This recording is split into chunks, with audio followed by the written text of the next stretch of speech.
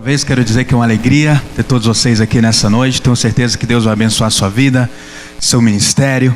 O nosso Deus é bom. É bom ver vários pastores, várias denominações reunidas num só propósito, de sermos líderes saudáveis, de termos igrejas saudáveis. E eu louvo a Deus por esta oportunidade, louvo a Deus por você estar aqui. Eu quero te pedir um favor, queridos, que neste momento, em nome de todas essas igrejas aqui representadas, todos os líderes aqui, eu gostaria que você aplaudisse ao Senhor bem forte, porque Ele é bom e maravilhoso. Aleluia. Obrigado, irmãos. É um prazer, mais uma vez, ter vocês aqui no Imersão Teológica. É o primeiro de muitos aqui em Brasília. Amém? E eu tenho certeza, queridos, que nos próximos anos vai ser mais extraordinário ainda. Estou muito feliz esses dias. Primeiro, pela realização desse projeto, que é um sonho pessoal. E segundo, porque hoje eu reencontrei dois grandes amigos. O primeiro deles, nosso amigo pastor Cleiton Nantes, lá da Torre Forte de São Paulo. Uma das igrejas que tem revolucionado a cidade de São Paulo. Uma igreja realmente extraordinária. Tem como ensino bíblico, tem ênfase, grande ênfase no ensino bíblico, e vai ser certamente um dos homens que vai abençoar a nossa vida nesses dias. E eu também gostaria que mais uma vez, irmãos, você aplaudisse a Deus pela vida desse homem que é extraordinário. Muito obrigado, pastor Cleiton. É um prazer reencontrá-lo aqui depois de algum tempo. E também, queridos, eu sou suspeito falar deste homem. Já o conhecemos há muitos anos. Ele é um pai para mim. Tenho aprendido muito com ele sempre. Tenho tido a oportunidade de viajar com ele a alguns estados do Brasil e ainda caminhar juntos 5 horas da manhã, se não 4:30 da manhã, e ficar para trás. Este homem que é um patrimônio da igreja evangélica brasileira. Eu gostaria, queridos, que vocês recebessem com toda alegria o nosso amado irmão Dr. Russell Shedd, por favor, querido. Louvado seja Deus.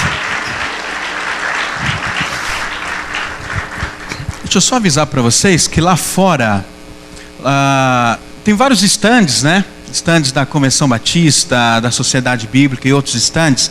Também vai estar logo aqui na saída os livros do Dr. Russell Shedd e também do pastor Cleiton Nantes. Então você pode estar adquirindo, então logo aqui na saída. São livros realmente extraordinários, são livros riquíssimos que vão abençoar a sua vida. Amém? Deus abençoe. Boa noite a todos. Eu estou me sentindo muito abençoado e grato a Deus pelo privilégio de estar aqui esta noite. Eu não imaginava que os irmãos viriam. E agora estou muito surpreso também. Então, pela graça de Deus que trouxe os irmãos, eu quero agradecer de todo o coração. Agora eu estou bastante trêmulo também, como Paulo em Corinto, porque os irmãos talvez saibam tudo que eu vou falar, mas se Deus nos der alguns conceitos novos bíblicos que vamos guardar para o futuro, eu espero que tenha sido para a glória dele que nós reunimos aqui esta noite. Nosso tema é bases bíblicas para a igreja de fato saudável. E para ser uma igreja bíblica tem que ser saudável, senão seria uma igreja não bíblica. Portanto, estaremos gastando os próximos minutos pensando sobre textos bíblicos e o que eles falam sobre nosso tema. Todo mundo sabe que tem havido uma polêmica, muita discussão sobre a natureza da igreja, que é de fato a igreja. Porque Bento XVI declarou que fora da igreja não há salvação. E eu esqueci de trazer um parágrafo de Charles Spurgeon, de Londres, que pastoreou a maior igreja da sua época, do mundo, dizendo a mesma coisa: fora da igreja não há salvação. Então, a gente quer saber se isto é realmente bíblico e que quer dizer uma frase como essa. E por que Jesus falou para Pedro: tu és Pedro, sobre esta pedra edificarei a minha igreja, que a igreja é de Jesus Cristo. Portanto, a natureza da igreja tem sido motivo de bastante polêmica. Eu lembro um líder, aliás, diretor de seminário batista aqui no Brasil, que disse que ele não acreditava na igreja universal. Só existem igrejas locais. Eu não estava totalmente convencido, mas nós queremos ver o que a Bíblia tem a dizer sobre isso.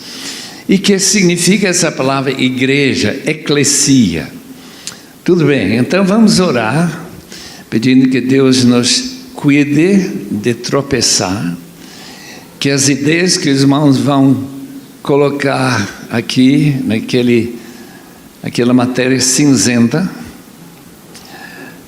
não sejam falsas, e que naturalmente sempre queremos que sejam bíblicas e importantes para a nossa vida diária, porque saúde tem a ver exatamente com isso. Senhor, muito obrigado que esta noite podemos nos reunir aqui, representando a Tua igreja, que é muito maior do que nós que estamos reunidos aqui. Mas como temos líderes aqui, e como nós temos a Tua palavra para examinar, rogamos encarecidamente que o Espírito Santo seja nosso mestre, que nos protege de toda investida satânica e de toda ideia falsa. Seja Tu, Senhor, glorificado no nosso meio, em nome de Jesus. Amém. Amém. Que é, afinal de contas, a igreja? A igreja é uma sociedade sobrenatural, formada e encabeçada por Jesus Cristo, resgatada pela sua morte, integrada pelo Espírito Santo, que Agostinho disse era a vida da igreja.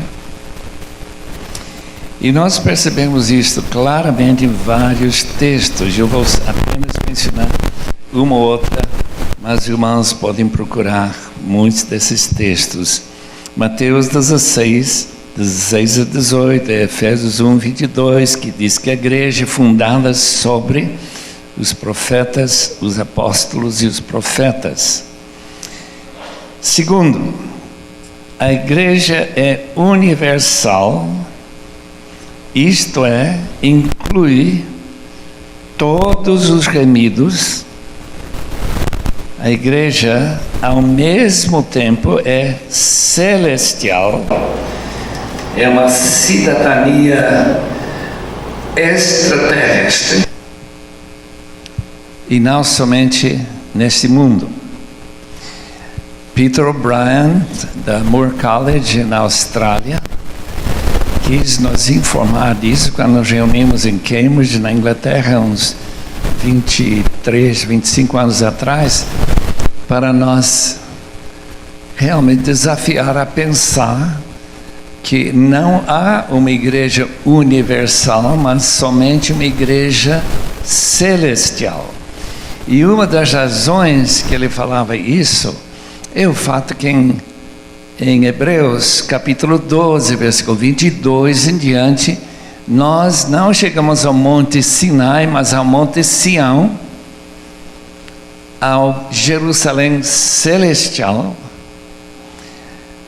a miríades de anjos em festiva reunião e aos primogênitos. E eu não sei outra maneira de interpretar do que todos os salvos em toda a terra, também no céu. Minha mãe, meu pai, meus avós e quantos outros que eu não sei se eram ou não dos meus antepassados. Mas essa congregação, assembleia dos primogênitos, é a igreja que sempre chamávamos de Igreja Universal. Isto é, que inclui todos os salvos vivos, mas também, segundo esse texto, inclui também os salvos que já foram para a glória. Número 3. A igreja é local, e nós sabemos isso pelo fato de que a igreja de Deus que está em Corinto, 1 Coríntios 1, versículo 2, 2 Coríntios 1 e 1, igrejas plural da Galácia, Gálatas 1, 2, uma família que visivelmente reúne em algum lugar, reúne aqui, por exemplo, e reúne em 1000 outros lugares, no grande DF, ou em São Paulo e outro lugar. Uma família que visivelmente participa no mesmo pão e cálice, a comunidade em que a palavra é anunciada e que mutuamente se encoraja. A igreja local, portanto, forma a unidade primária da comunhão cristã. Eu queria que os irmãos abrissem suas Bíblias para Atos capítulo 2, onde os irmãos percebem que quando Jesus começou tão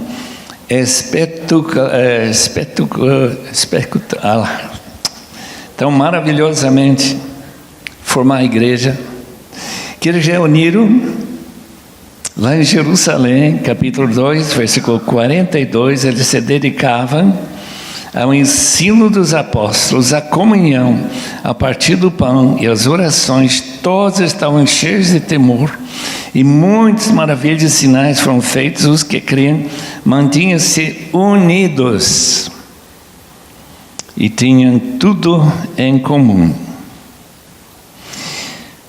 Tremendo, a igreja local de Jerusalém. E naturalmente as epístolas, por exemplo, de Paulo, foram escritas para igrejas locais. Ainda que a igreja em Roma reunia em casas em toda aquela cidade, que é maior do que poder abrigar os membros de toda a igreja. E obviamente nas cidades muito maiores do que aquelas cidades bíblicas, hoje em dia a mesma coisa, temos igrejas espalhadas por todo lado, em Taguatinga, em Águas Claras, em Brasília e assim por diante. Número 4, o significado da eclesia, que traduz a palavra hebraica kahal, é povo redimido, mas também uma congregação. O Peter O'Brien vai nos dizer, no seu trabalho especial sobre a igreja, que a própria palavra eclesia significa reunião. Se a pessoa não está reunida, não é igreja. Isso é difícil para nós compreendermos, porque nós imaginamos que somos a igreja espalhada, mas não é mais igreja. São apenas membros do corpo de Cristo, nesse sentido mais amplo da palavra. E como que nós sabemos isso? Pela maneira secular que a palavra é usada, por exemplo, em Atos capítulo 19, e em outros textos, por exemplo, de Filon, de Alexandria, outros que usam essa palavra eclesia, mas sempre quando se reúnem só. Depois de dispensar ou mandar embora aqueles membros da igreja de Éfeso, naquele reunião lá no estádio, para condenar Paulo, ou não, a gente percebe que a igreja é uma reunião, Então, pessoas descongregadas ou desegrejadas não são bem igreja. A igreja é pessoal que reúne e que tem direito à reunião. Obviamente, em Éfeso, os escravos não tinham direito a fazer parte da igreja de Éfeso. Estou falando da igreja secular, que nós encontramos em Atos 19. Bem, a palavra em Cristo, mais de 100 vezes no Novo Testamento, nós somos batizados para estar em Cristo. Por exemplo, 1 Coríntios capítulo 12, versículo 13, mostra que nosso privilégio de ser membro da igreja é porque somos membros de Cristo e que nós estamos em Cristo. Só que Cristo incorpora no seu corpo, e nunca vamos encontrar corpos de Cristo, só vamos encontrar um corpo. Portanto, todo irmão ou irmã no mundo inteiro, de qualquer raça ou denominação, se estiver em Cristo, está na igreja.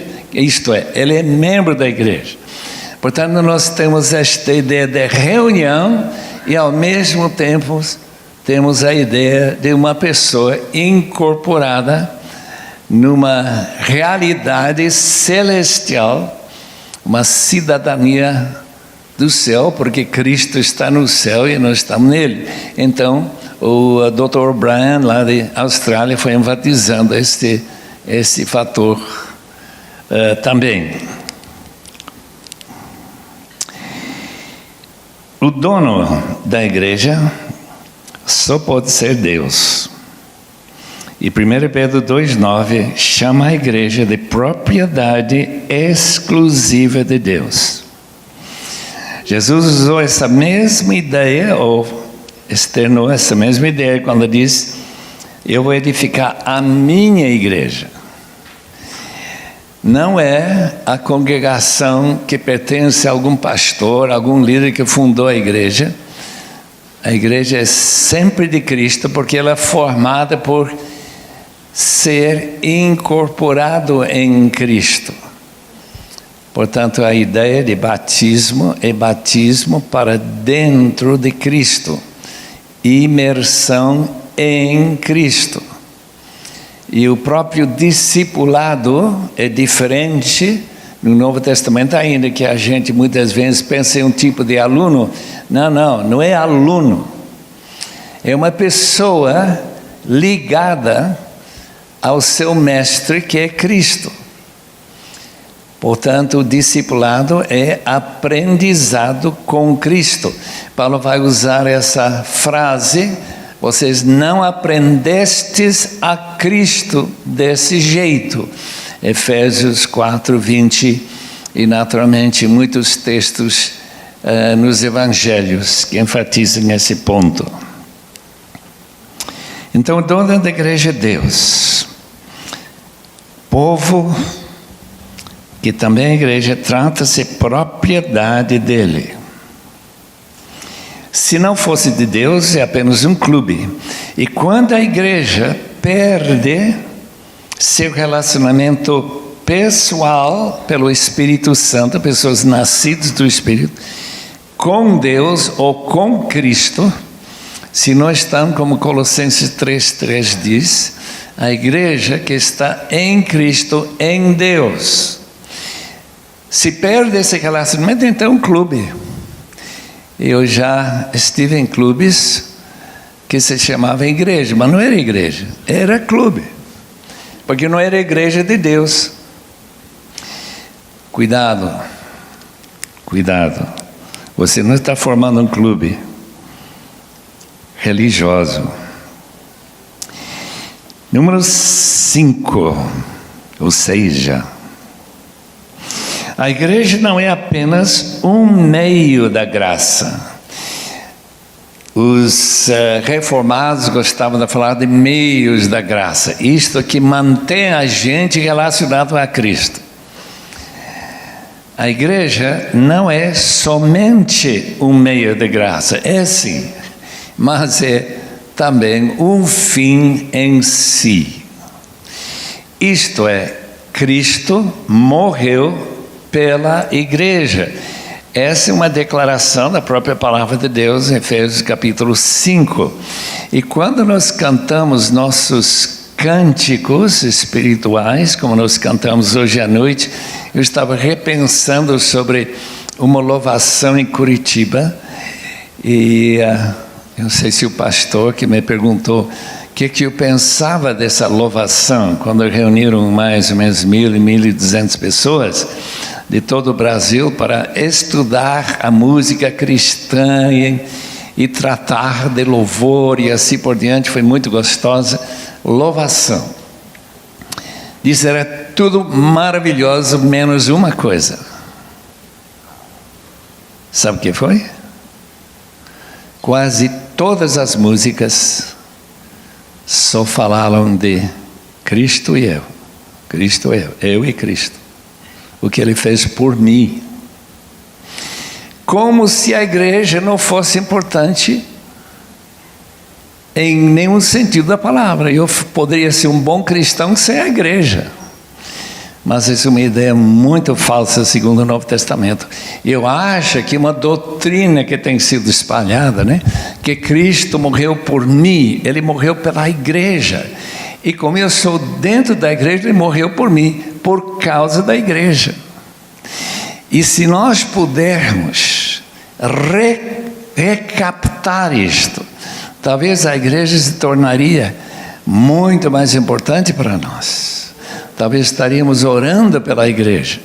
Não somente que ela se torne maior, mas que ela se torne cada vez mais integrada como membros uns dos outros, que é a frase bíblica, né? O Roberto Banks, também da Austrália, diz que a igreja é a melhor comparação da igreja, é a família de Deus. Bem, está certo. Como que é uma família?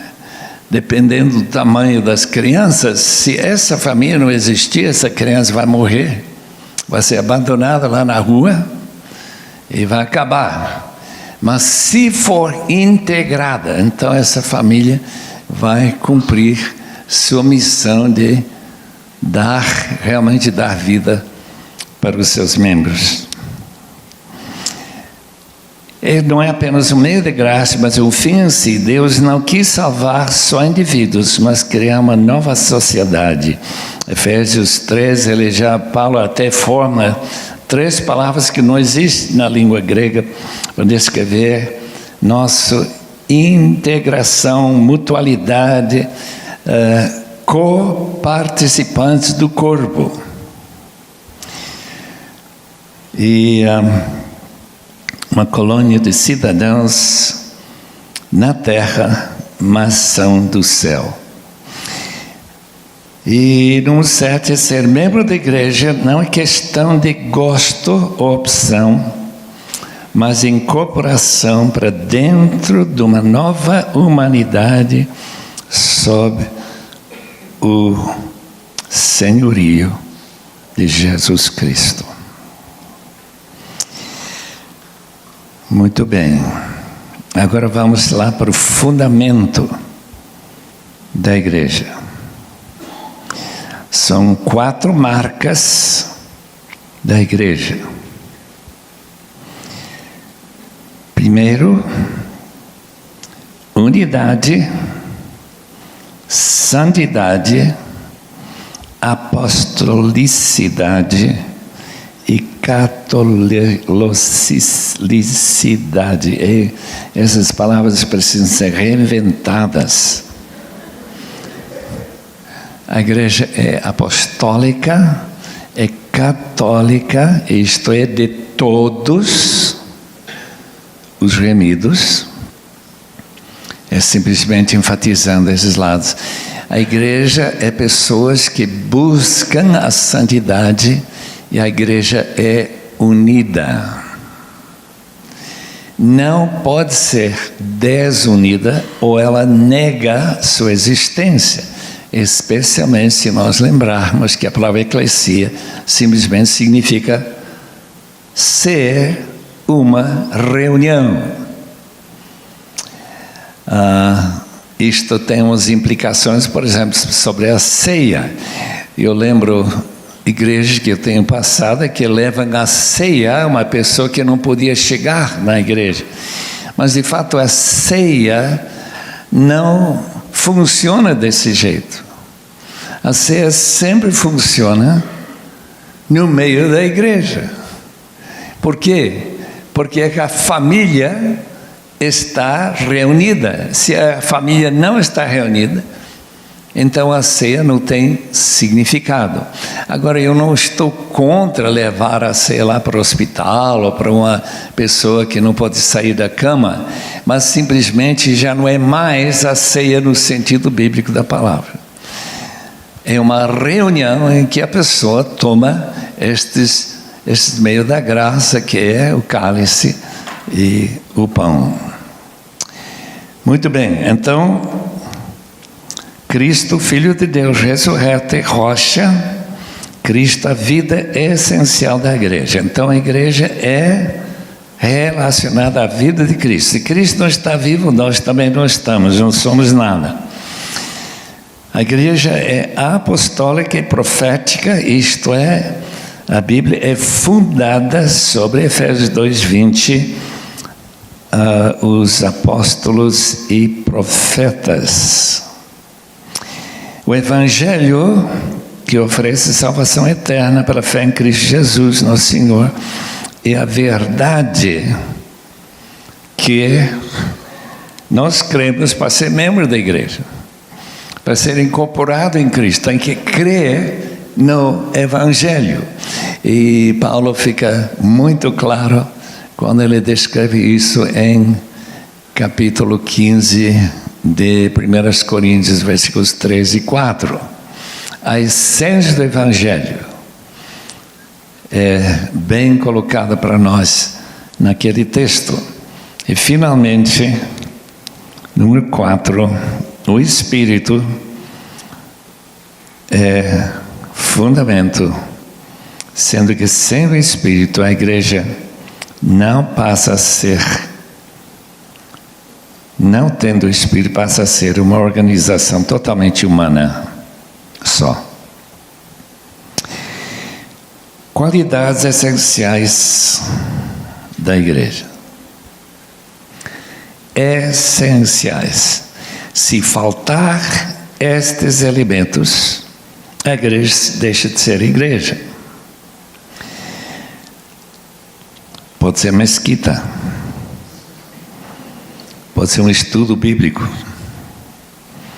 Pode ser uma reunião em casa. Mas não é igreja. Primeiro, fundamentada na Bíblia.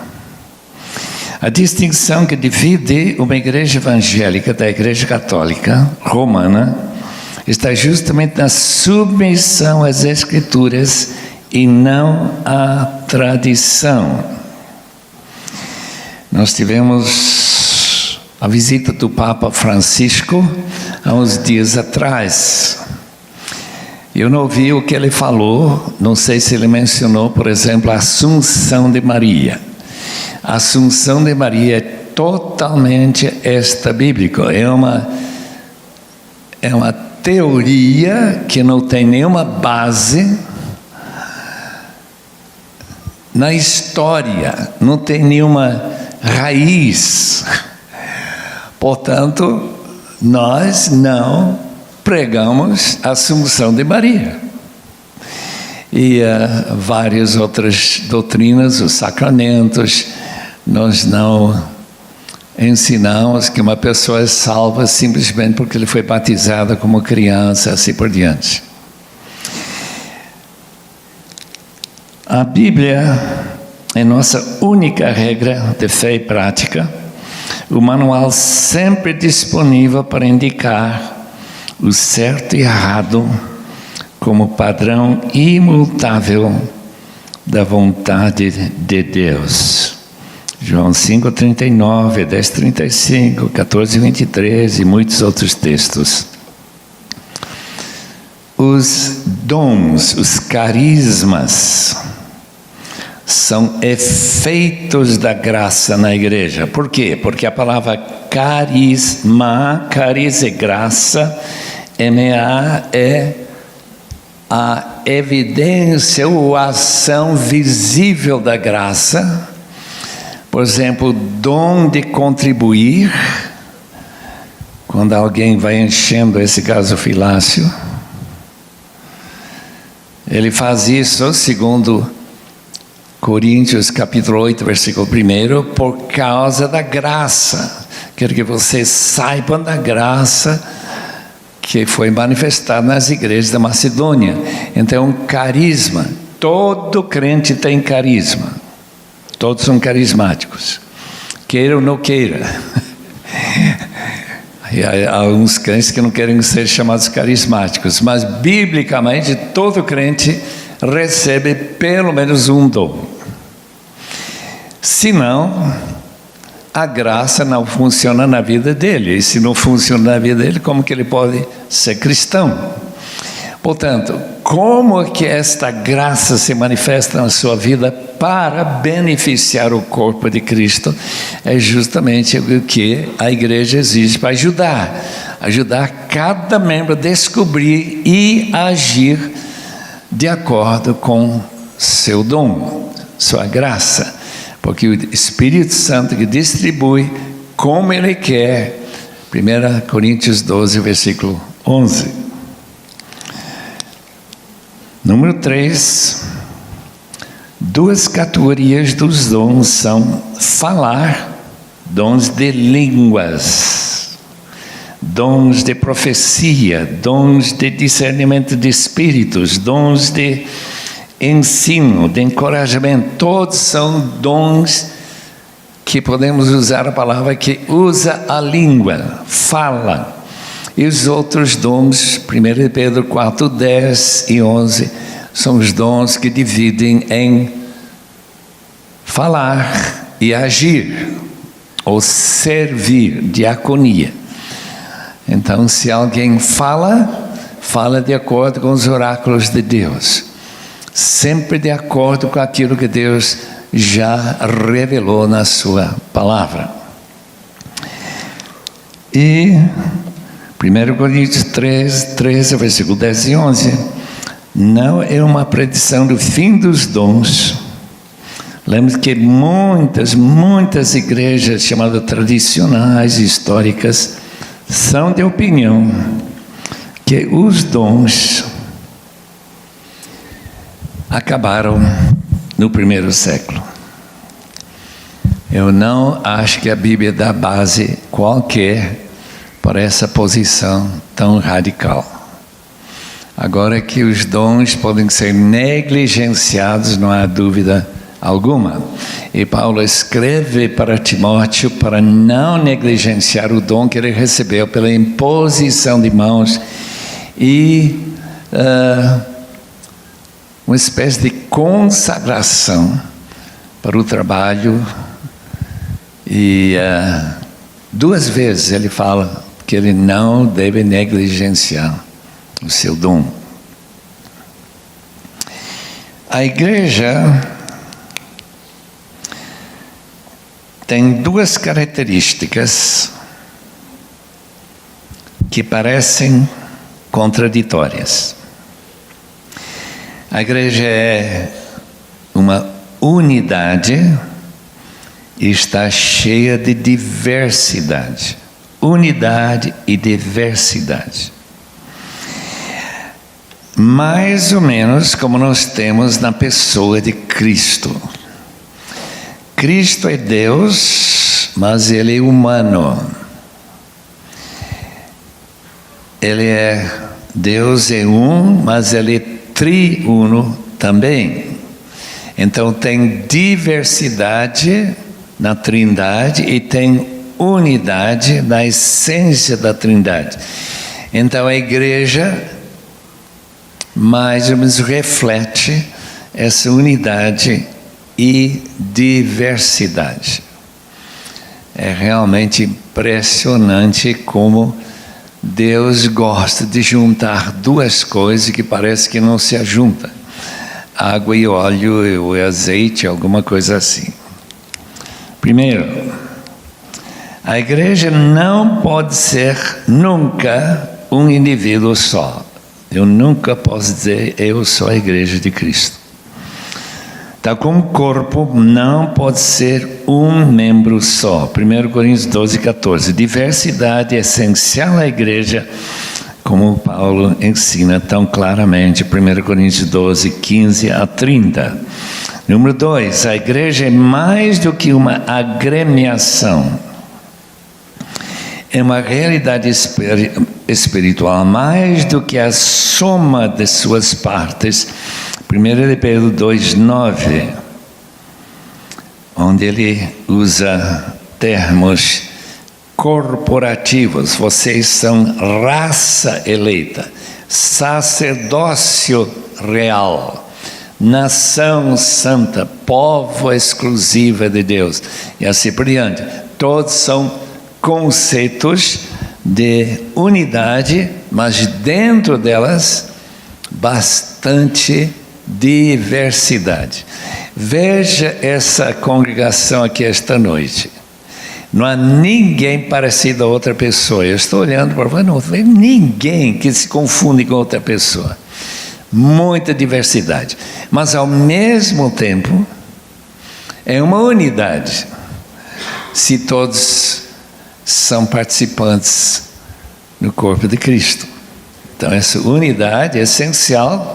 E ao mesmo tempo essa diversidade e os dons com toda a sua diversidade justamente para que, tal como as mãos e os olhos, os ouvidos, os pulmões, o coração, todos estão servindo para manter a vida e dar mobilidade, utilidade para o corpo. A mesma coisa acontece também com os dons, essa diversidade dentro da unidade essencial do corpo. A unidade já existe por causa do único espírito vital que forma dos muitos membros um só corpo.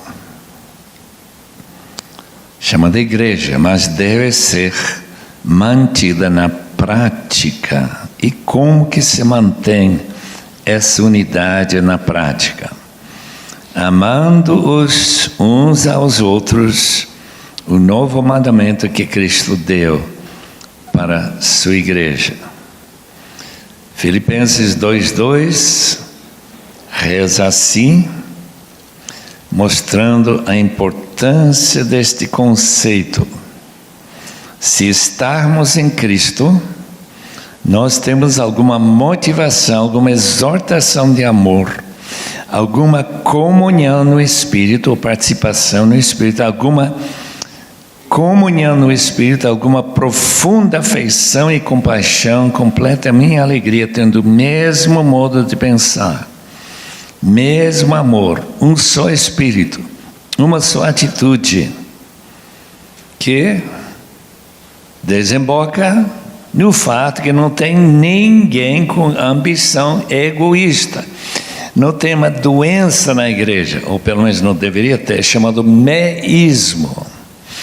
É uma das doenças fatais na igreja. Que eu preciso de reconhecimento. Se eu faço uma coisa para a igreja, eu quero que a igreja coloque uma placa para dizer: essa pessoa fez uma coisa tão importante para manter a igreja, ou fundar a igreja, ou dar uma grande doação para construir o templo e assim por diante. A gente vai para essas igrejas onde tem placas, né? Onde tem todos os... Isso não é muito bíblico, não. Não é. Porque de fato, nós nem sabemos se essas pessoas eram crentes, de fato, unidos a Cristo. Portanto, sejamos sempre cuidadosos de dar a glória a Deus e não a nenhum homem ou mulher, especialmente uma pessoa que dá muito dinheiro. Isso é tão grande a sugestão, né? Como aquele irmão Rossi, da igreja do meu pai. Antes dele falecer, ele deixou a Bolívia em 68, passou 10 anos antes dele também ser enterrado. O senhor Rossi foi um homem que ganhou mais dinheiro no ano do que quase qualquer outro americano.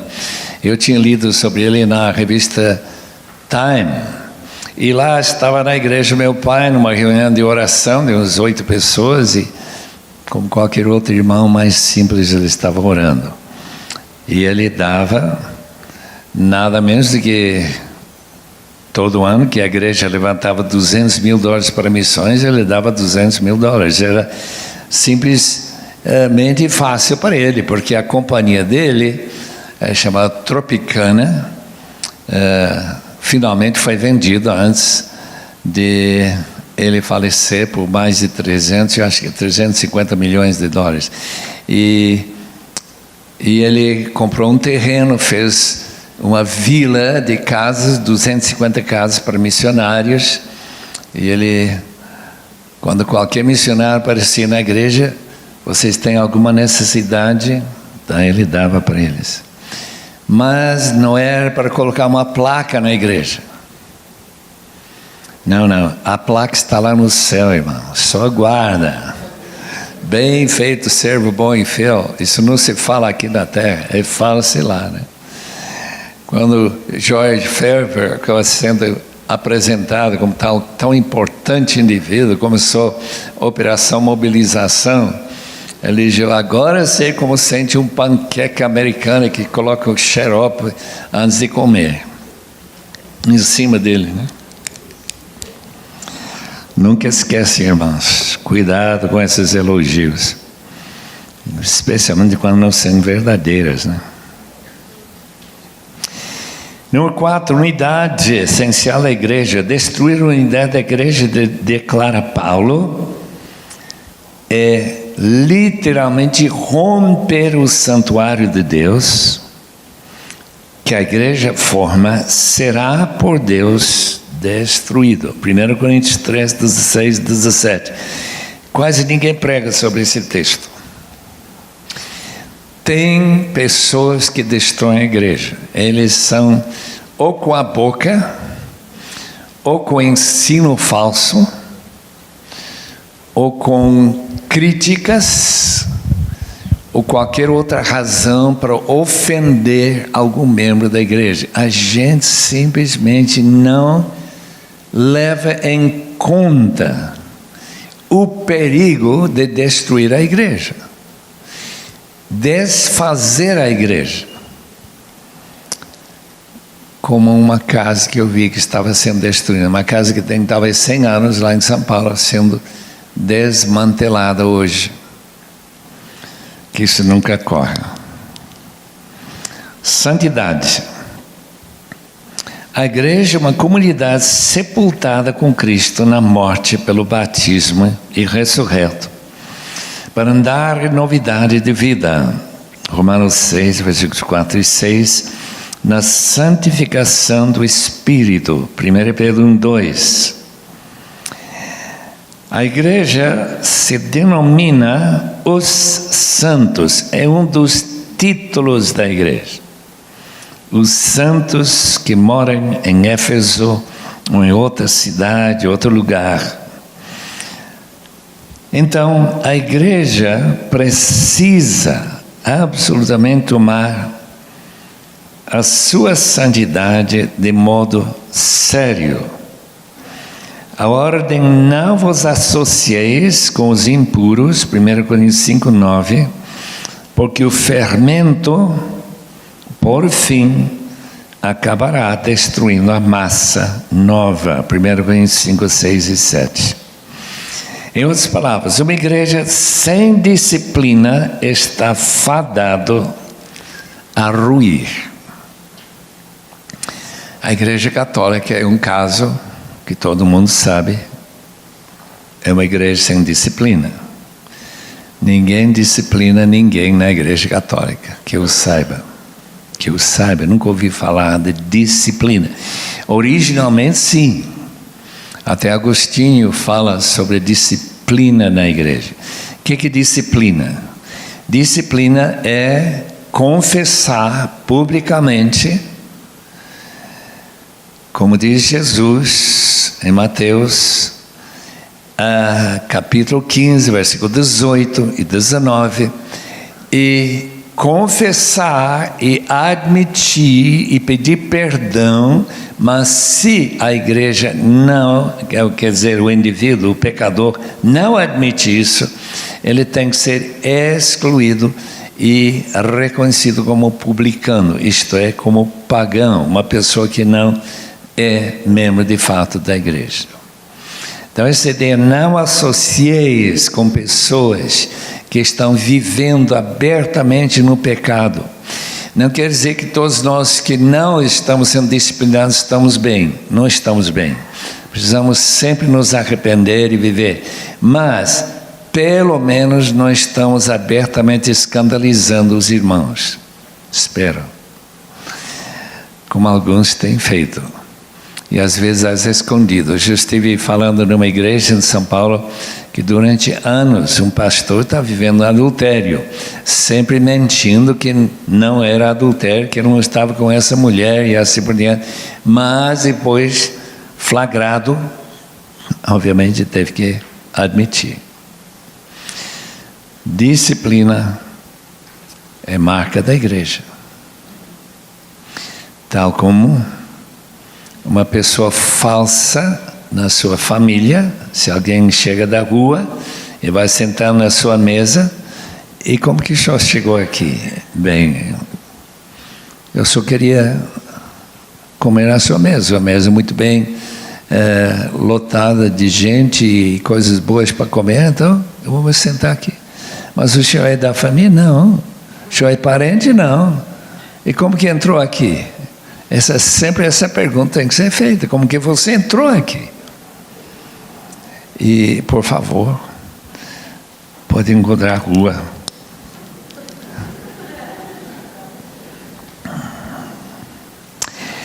Santidade, a igreja é corpo e santuário do Espírito que integra os membros do corpo de Cristo. Imoralidade significa tomar um membro de Cristo e fazê-lo membro de meretriz. Isso é complicado. Deixe-me ler um pequeno versículo que todo mundo deve conhecer aqui. 1 Coríntios 6, 19. 1 Coríntios 6, 19 é fascinante. Fujam da imoralidade. Versículo 18. Sexual. Todos os outros pecados que alguém comete, fora do corpo os comete. Que corpo? Mas quem peca sexualmente, peca contra o seu próprio corpo individual. Acaso não sabem que o corpo de vocês é santuário do Espírito Santo que habita em vocês? Que corpo é esse? Durante muitos anos eu pensei que o corpo era meu corpo. Não, é o corpo de Cristo. Literalmente, você está contaminando o corpo de Cristo. Por quê? Porque nós somos membros uns dos outros. Qualquer pessoa vivendo abertamente, como diz o texto, sexualmente e moralmente, contamina o corpo.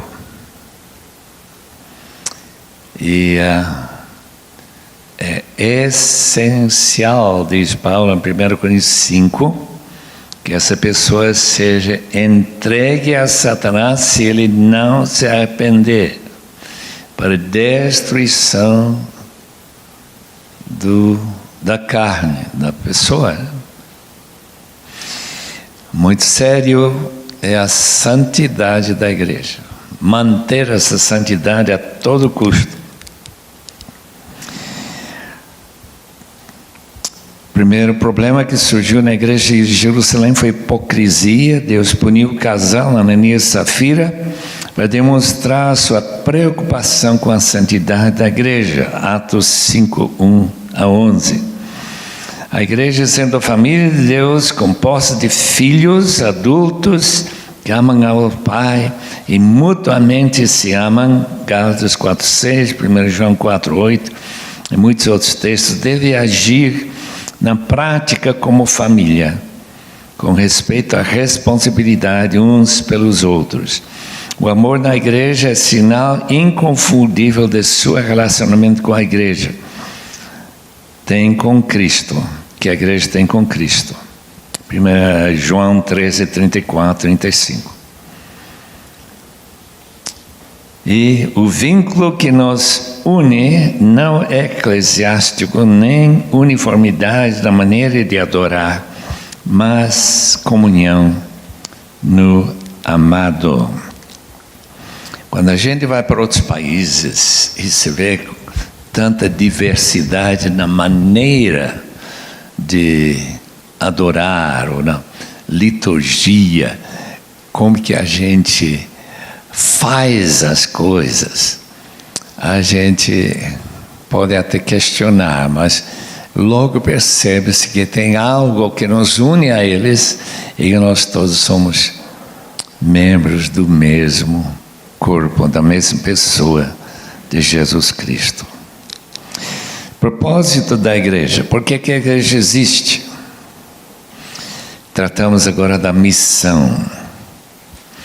A prioridade número 1 na igreja é a adoração. Como é importante nós entendermos que a razão de nossa existência como igreja é para adorar. Como que nós sabemos disso? Porque foi essa razão que o universo foi criado. Essa razão que Deus procura verdadeiros adoradores.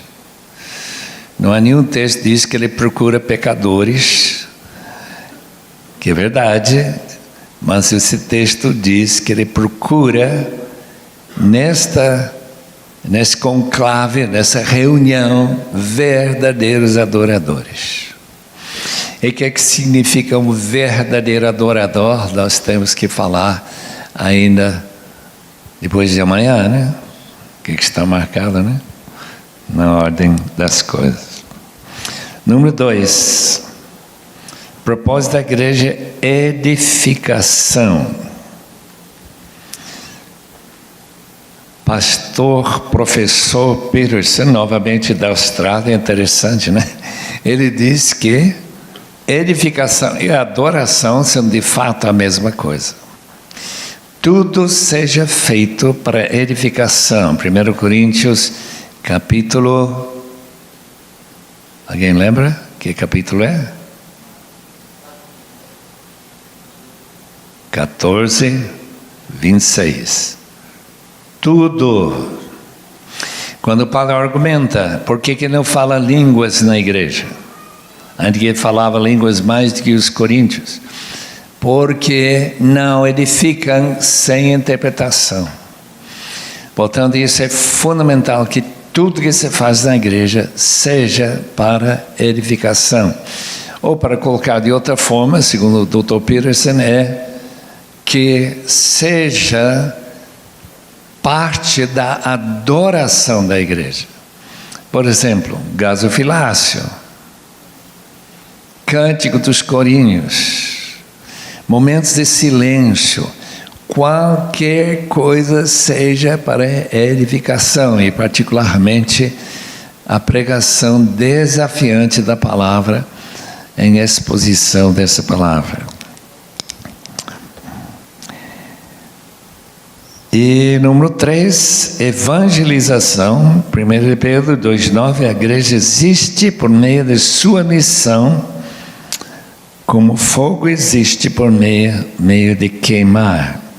1 Pedro 2,9, vocês são povo exclusivo de Deus para proclamar as grandezas daquele que os chamou das trevas para a sua maravilhosa luz. Número 4, propósito: unir tudo no céu e na terra sob a soberana autoridade de Jesus Cristo e de Deus. Manifestar sua sabedoria por meio da igreja aos poderes do universo. Efésios 1:10, versículo 23, 3:10. Destruindo todas as barreiras na igreja, que é seu corpo como sinal do seu plano total. Efésios 1:23 e 2:15. E finalmente, número 5, ser poema de Deus em Efésios 2:10, para operar boas obras que glorificam e levam o mundo a glorificar a Deus.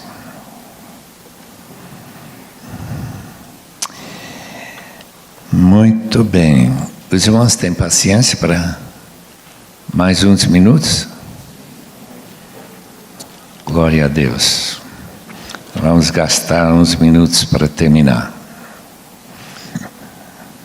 O direito de pertencer à igreja. Em outras palavras, como que eu me torno um membro do corpo de Cristo?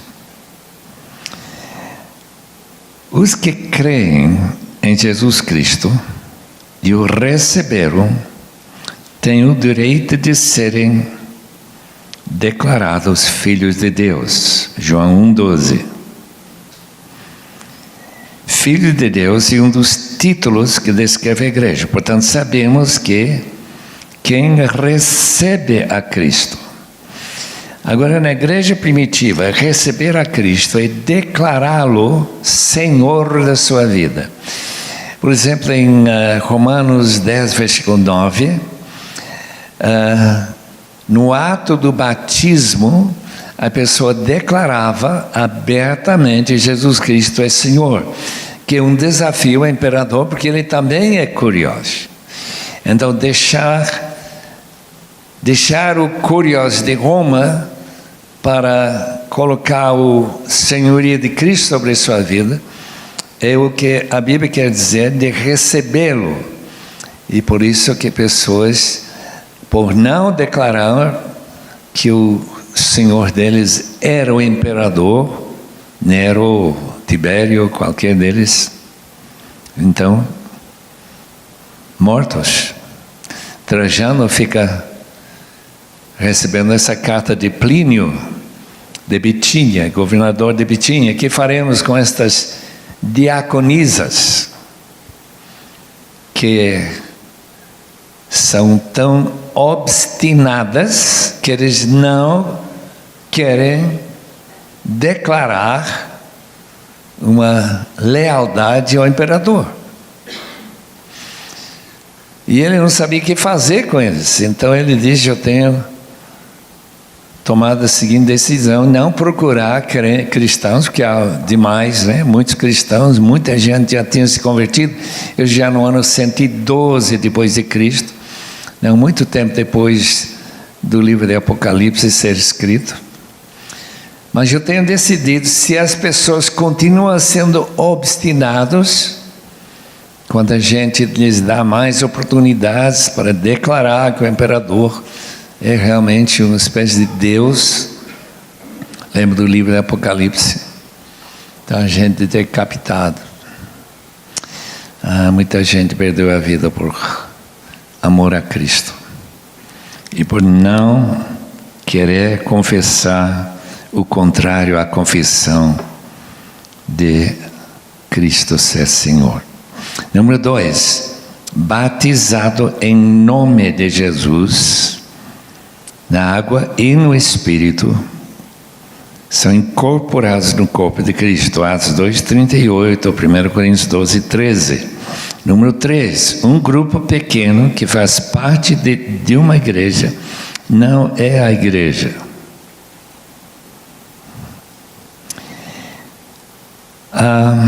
Por quê? Por causa da disciplina da igreja. Um grupo pequeno não tem autoridade para disciplinar o membro, nem para servir a ceia.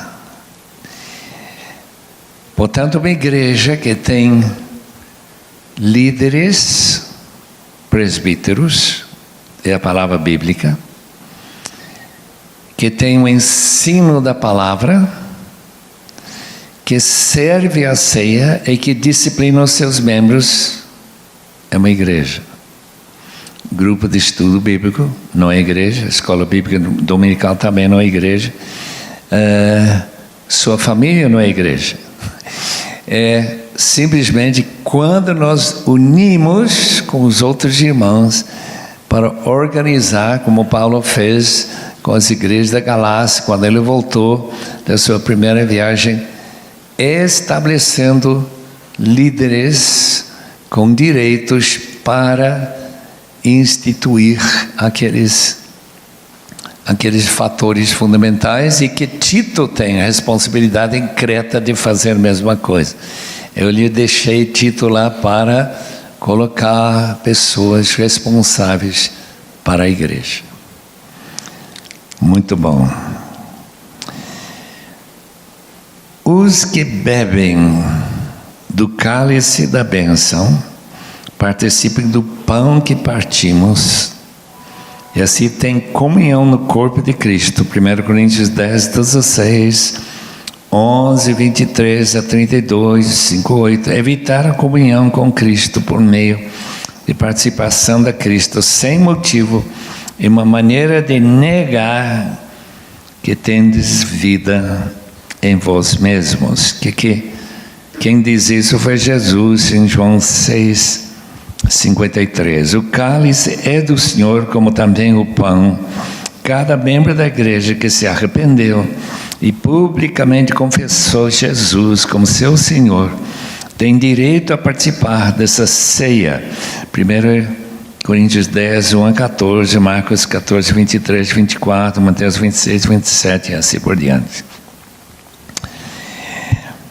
Quando Jesus mandou os discípulos a lavar os pés uns dos outros, os irmãos não vão esquecer que Pedro recusou de permitir que Jesus lavasse os pés dele, até ele dizer o seguinte: se eu não lavo os teus pés, você não tem parte comigo, isso não participa comigo na comunhão da igreja.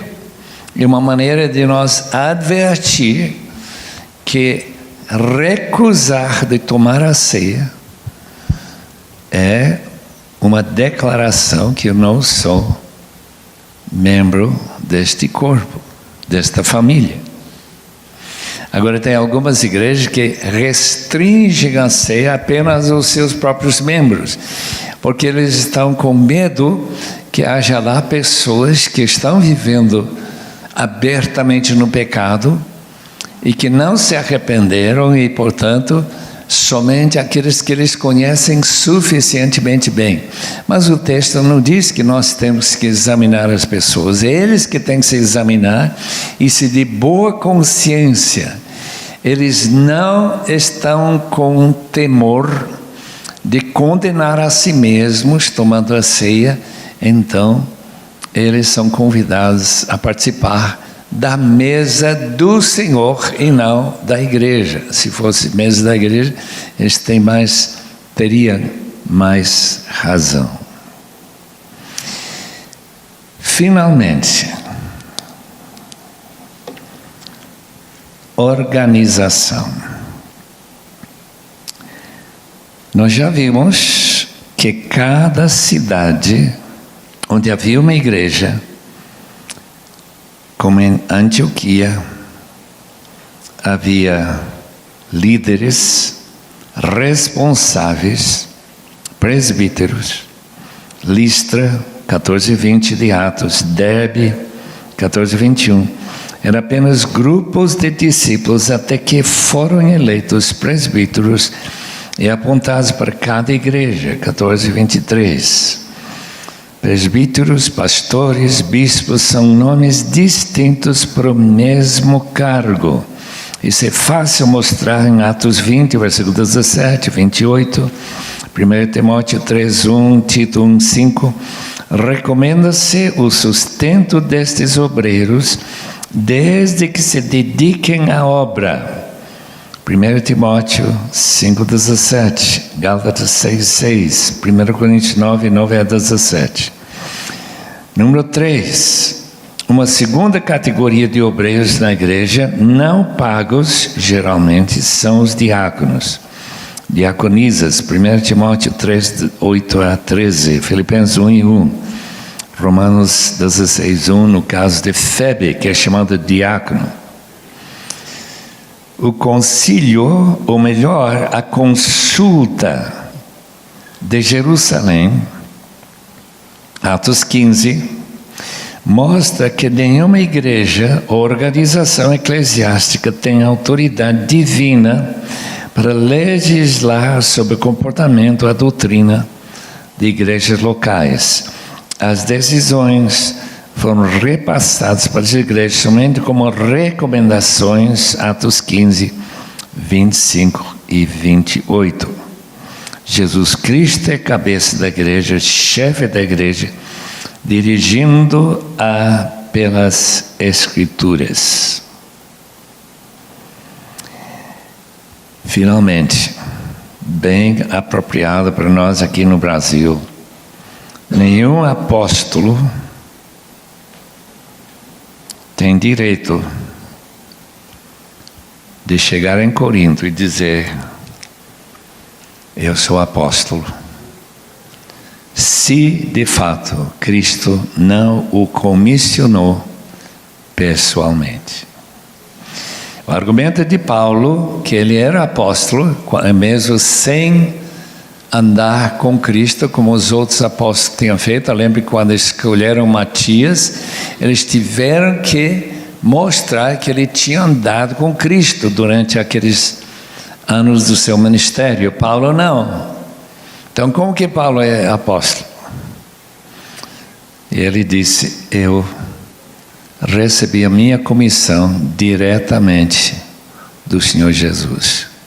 Então, se temos algum apóstolo aqui esta noite, e é bem possível que temos, esse apóstolo precisa, para ser um apóstolo equivalente àquele que o enviou, que é a frase em hebraico, no Talmud, o Shaliach, que é um apóstolo em hebraico, é uma pessoa igual àquele que o enviou. Isto é, a palavra tem a mesma autoridade que a própria pessoa.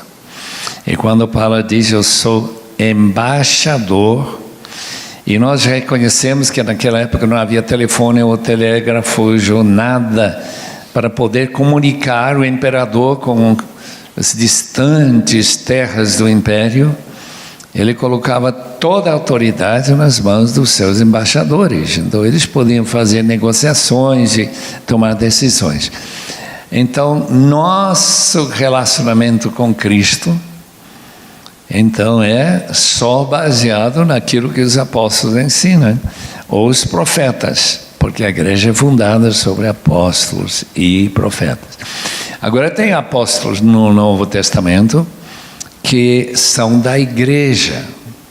Por exemplo, se essa igreja mandar um missionário para Piauí, então ele pode ser chamado apóstolo da igreja de Águas Claras, mas não de Cristo, porque nesse caso ele teria que ter uma comissão direta de Cristo.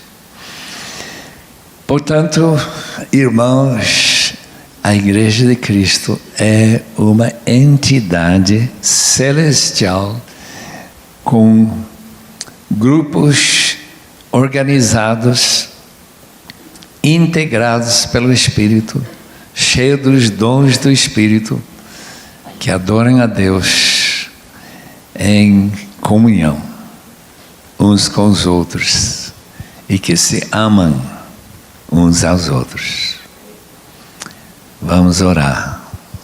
Senhor, tua palavra está cheia de indicações deste povo que Jesus tinha em mente quando ele disse: eu edificarei a minha igreja, e as próprias portas de Hades não terão poder a dominá-la, não vão acabar com ela. Glória a Ti, Senhor, por isso.